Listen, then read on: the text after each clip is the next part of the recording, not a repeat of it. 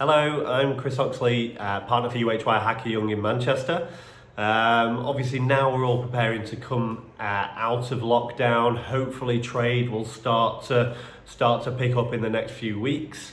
I just wanted to put together a quick video to get everyone's minds starting to think again about finances, think about your cash flow forecasting, and putting yourself and your business in the best possible position to get through this, not just in the next few weeks, but also within the next 6 to 12 months as well. Obviously, we've all gone through a tough time since March, and I'm sure that when your premises were forced to close and people were starting to work from home, etc., that you did some cash flow forecasting, you looked at sustainability and how long you could survive in that climate to get through this and keep the business there once we come out the other side, which is great.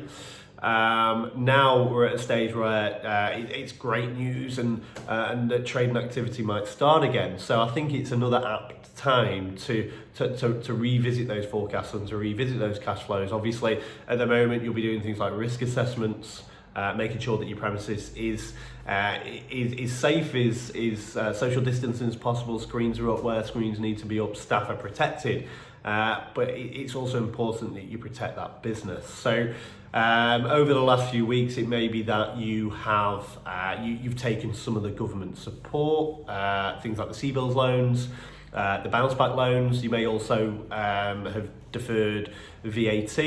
You may be looking to defer your self-assessment tax liability as well in July. So it's key now that you don't just neglect or forget about all of those things, that actually you need to bring them in and remodel them back into your forecast when you're planning forward. Otherwise it may get to the stage where you don't have the cash to pay back the loans, you don't have the cash to pay your VAT deferral. It could be the end of that quarter, you've got 6 months to pay and you don't actually have the cash to pay it. So it's really important now that you take the opportunity to start that the gears going again and plot and plan for the future. With regards to that, obviously there's things as well to consider, such as your stock. If you hold stock, does that hold the same value as it did before? Do you need to purchase more stock? So there's a lot to think about there in terms of actually getting going again and making sure that that business is going to be sustainable in the weeks and months ahead. Obviously, as well, one thing that you may want to do or you may look to do is to try and build in some form of buffer into those forecasts, a reserve of some form that maybe you didn't have previously.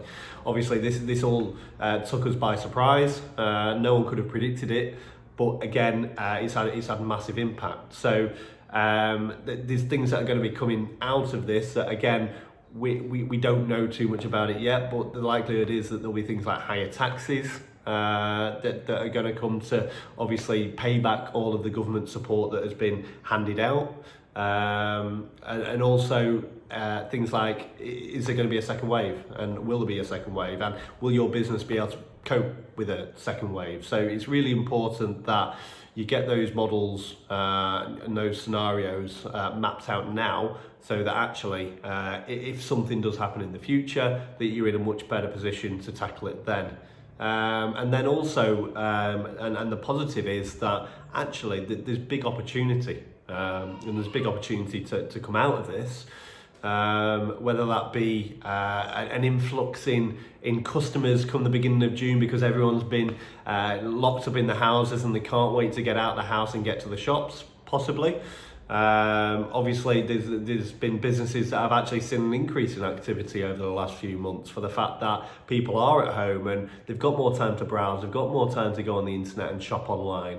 E-commerce has seen a huge boom over the last few months. So again, we don't really know, but what will business look like in the next month and the next 2 months? But you need to make sure that you are ahead of the curve to be able to tackle that. And if that involves targeted marketing, for example, I think it's quite a good opportunity to see where your business can go. Also, with regards to that as well, is staffing. There'll be a lot of staff out there in businesses that are possibly been furloughed, possibly been made redundant, real high quality individuals that are maybe looking for a new challenge. So although you do need to keep things tighter, you do need to make sure that your planning, your financials are secure, but also there's opportunity out there as well. So make sure that you invest your cash and your money wisely to get the right talent in, to spend money on the right products and the right marketing to make sure that you can capitalise when you come through it. Now,